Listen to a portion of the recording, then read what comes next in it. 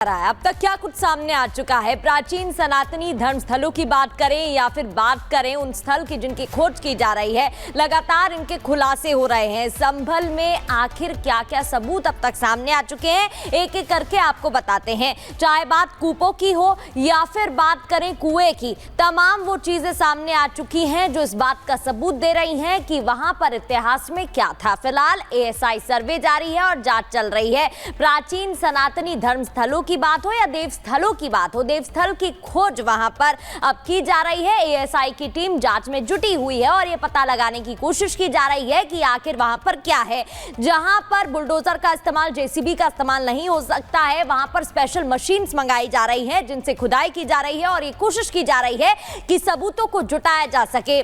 तो संभल में अब तक कूपों की बात करें, बावड़ी की बात करें, मंदिर की बात करें या फिर बात करें उन मूर्तियों की जो सामने आ चुकी हैं, उनको लेकर सवाल भी कई खड़े हो रहे हैं। साथ ही इस पूरे मामले में अब जांच की जा रही है। पुलिस की टीम लगातार वहां पर तैनात है। सबसे पहले मंदिर मिला, मंदिर के बाद आपको जानकारी देते कुआं मिला, फिर एक और कुआं मिला, कई कूप मिले, बावड़ी मिली, मूर्तियां मिली और लगातार इन सबूतों के मिलने के बाद जांच की जा रही है। सीसीटीवी कैमरों से भी निगरानी की जा रही है और रिपब्लिक भारत की टीम लगातार ग्राउंड जीरो पर मौजूद है जो पल पल की अपडेट आप तक पहुंचा रही है।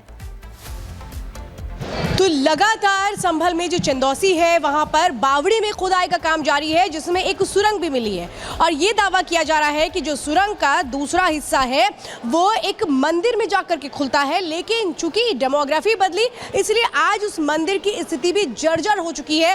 अब उस मंदिर के गौरव को वापस लौटाने की कोशिशें शुरू की जा चुकी है। एक रिपोर्ट दिखाते हैं।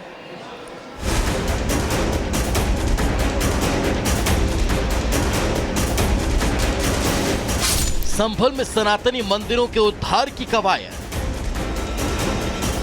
दशकों से वीरान पड़े देवस्थलों की तलाश,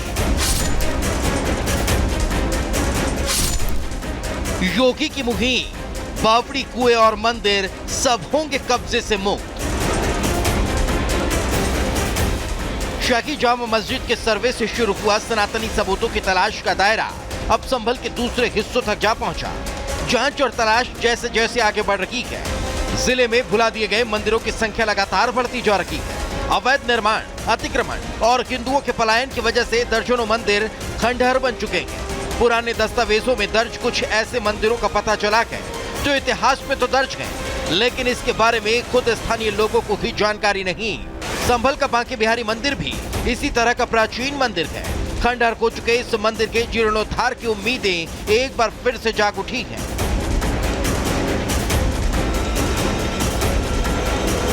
संभल के जिस चंदौसी जिले के बांके बिहारी मंदिर में राजस्व विभाग की टीम पहुंची है, दरअसल वो ये बांके बिहारी मंदिर है। हालांकि अब ये पूरे तरीके से खंडहर हो चुका है और बताया जा रहा है कि ये बांके बिहारी मंदिर तकरीबन 150 से 200 साल पुराना है।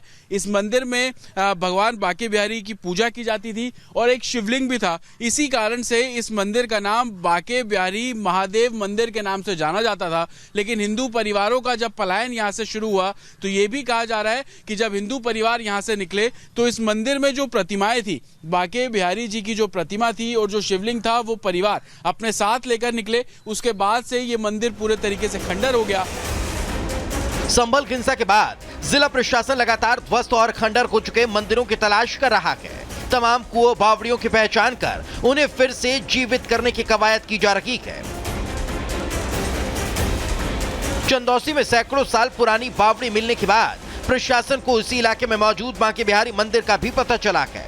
यह मंदिर बेहद जीर्ण शीर्ण हालत में है। बांके बिहारी के मंदिर को लेकर 21 दिसंबर के शिकायती पत्र के आधार पर जिला प्रशासन ने इस मंदिर की पैमाइश कराई है।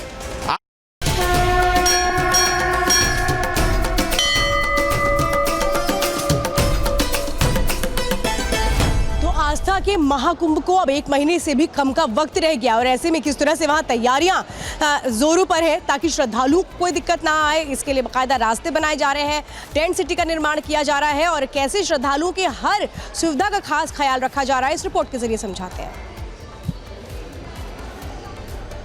प्रयागराज में 13 जनवरी से महाकुंभ का आयोजन होने जा रहा है और इसके लिए तमाम तैयारियां की गई है।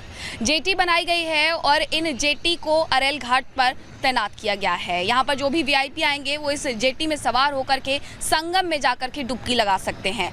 ये जेटी है, इसमें क्या क्या तैयारियां खास की गई हैं वो आपको दिखाते हैं। सरकार के द्वारा ये जेटी का निर्माण करवाया गया है, जिसमें खास तौर पर एक वेटिंग एरिया बनाया गया है। यहाँ पर बैठ करके आप संगम के जो नज़ारे हैं उसका आनंद ले सकते हैं। और यहाँ पर 2 सोफे लगाए गए हैं, टेबल लगाई गई है, यानी कि इसे पूरा एक जो वीआईपी लुक है वो दिया गया है। इसी के साथ इस जेटी के अंदर 2 चेंजिंग रूम बनाए गए हैं। इस चेंजिंग रूम में स्नान करने के बाद आप आकर के अपने कपड़े बदल सकते हैं और इसी के साथ जो आसपास के नज़ारे हैं उनका लुत्फ भी ले सकते हैं। अब यहाँ से ये जेटी किस तरीके से कार्य करेगी वो भी आपको दिखा देते हैं कि देखिए यहाँ से इसे ऑपरेट किया जाएगा। इसे ऑपरेट करने के बाद इसमें बैठने वाला जो व्यक्ति है वो जिस तरफ चाहे जेटी को मुड़वा सकता है। यहाँ से ये ऑपरेट होगी और इसी के साथ दूसरी तरफ अगर हम देखें तो वही संगम है जहाँ पर गंगा, यमुना और अदृश्य सरस्वती का संगम होता है, मिलन होता है। और यहाँ पर जाकर के हर वो व्यक्ति स्नान करना उचित समझता है जो महाकुंभ में आता है। यहाँ से जेटी जाएगी, वहाँ पर जाकर के यहाँ जो स्विमिंग पूल बनाया गया इसी जेटी के अंदर उसमें वो स्नान करेंगे और इसके बाद चेंजिंग रूम में आकर के चेंज कर सकते हैं। ये जो तमाम तैयारियां हैं उत्तर प्रदेश सरकार के द्वारा की गई हैं और अन्य घाट पर जाकर के इन जेटी को तैनात किया गया है। अगर हम अरेल घाट की बात करें तो यहाँ लगभग 5 से 6 जेटी है जिनका निर्माण हो चुका है और आने वाले वक्त में यानी कि 13 जनवरी तक और भी जेटी का निर्माण। तो देखिए ये आप देख रहे हैं ये कैसे व्यवस्थाएं हैं टेंट की, लेकिन इसी के साथ वहाँ पर जल पुलिस किस तरह से वहाँ पर तैनात रहेगी, उनकी क्या कुछ तैयारियां हैं उस जुड़ी रिपोर्ट भी दिखाते हैं। प्रयागराज में आने वाले श्रद्धालुओं के लिए आस्था है संगम और महाकुंभ में आने वाले श्रद्धालु संगम में डुबकी जरूर लगाना चाहते हैं। संगम की तस्वीर देखिए, आम दिनों के मुकाबले यहाँ पर नावों की संख्या बढ़ गई है। अब बढ़ती हुई नावों की संख्या को कंट्रोल करने के लिए जल पुलिस ने खास व्यवस्थाएं की है।